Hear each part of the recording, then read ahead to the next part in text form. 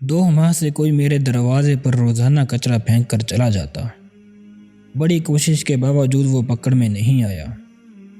اہلیہ نے کہا کہ یقیناً محلے کا کوئی ایسا بندہ ہے جو فجر کی نماز باقاعدگی سے پڑھتا ہوگا اور مسجد جاتے ہوئے یہ کارنامہ سر انجام دیتا ہوگا۔ اب مسئلہ تھا میرا اپنا۔ میں پکا نہیں کچا مسلمان تھا۔ روزانہ 10 بجے اٹھ کر فجر قضا پڑھا کرتا تھا۔ 20 دن قبل میں نے اہلیہ سے فجر میں اٹھانے کا کہا تو اہلیہ حیران کہ آج سورج مشرق کی بجائے مغرب سے کیسے نکل رہا ہے۔ خیر انہوں نے مجھے اگلے روز فجر کے وقت اٹھا دیا۔ میں نے اٹھتے ہی کھڑکی سے نیچے جھانک کر دیکھا تو دروازے پر کچرا موجود نہیں تھا۔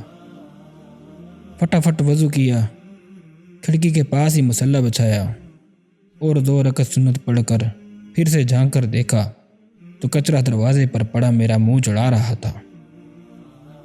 خیر پھر 2 رکعت فرض پڑھ کر دوبارہ سو گیا۔ اگلے دن سنت کی بجائے فرض پڑھتے کچرا پھینک دیا گیا۔ 4 دن اسی طرح گزر گئے لیکن کچرا پھینکنے والے کو پکڑ نہیں پایا۔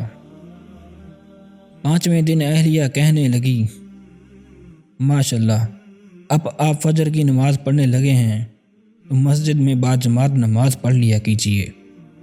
بات دل کو لگی اور 5ویں دن سنت گھر میں پڑھ کر جماعت سے 15 منٹ پہلے دروازے پر کرسی لگا کر بیٹھ گیا اور محلے کے نمازی حضرات کو آتے دیکھنے لگا کہ کسی نمازی کے ہاتھ میں کچرے کا شاپر ہے، لیکن افسوس سارے خالی ہاتھ آتے دکھائی دیے۔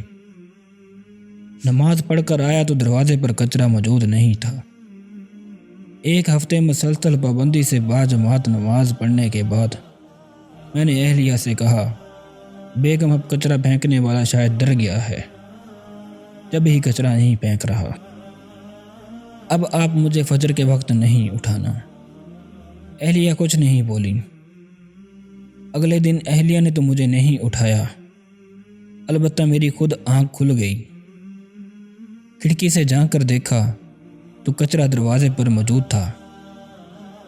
ٹائم دیکھا تو فجر کا وقت تو باقی تھا لیکن جماعت نکل چکی تھی۔ اب اگلے دن پھر وہی معمول تھا۔ 2 ہفتے مسلسل فجر کی نماز باجماعت پڑھتا رہا اور دروازہ صاف ستھرا ملتا رہا۔ 2 ہفتے بعد اب میری جماعت سے فجر کی نماز پڑھنے کی عادت ہو چکی تھی۔ 2 دن قبل رات کے کھانے میں اس کچرا پھینکنے والے کا ذکر آ گیا۔ میں نے اسے برا بھلا کہنے لگا۔ علی بولا، ابو آپ اسے برا تو نہ کہیں، بلکہ وہ تو آپ کا محسن ہے جس کی وجہ سے آپ فجر کی نماز باجماعت پابندی سے پڑھنے لگے ہیں۔ علی کی بات سن کر میرے دماغ کو جھٹکا سا لگا اور سب کو غور سے دیکھنے لگا۔ مجھے یوں اپنی طرف دیکھتے ہوئے سارے ہنسنے لگے۔ عمر کہنے لگا، ابو آپ کی وہ محسن اور کوئی نہیں بلکہ امی ہیں، آپ امی کا شکریہ ادا کیجیے۔ میں نے اہلیہ کو دیکھا تو کہنے لگی، جب گھی سیدھی انگلی سے نہ نکلے تو ٹیڑھی انگلی سے نکالنا پڑتا ہے۔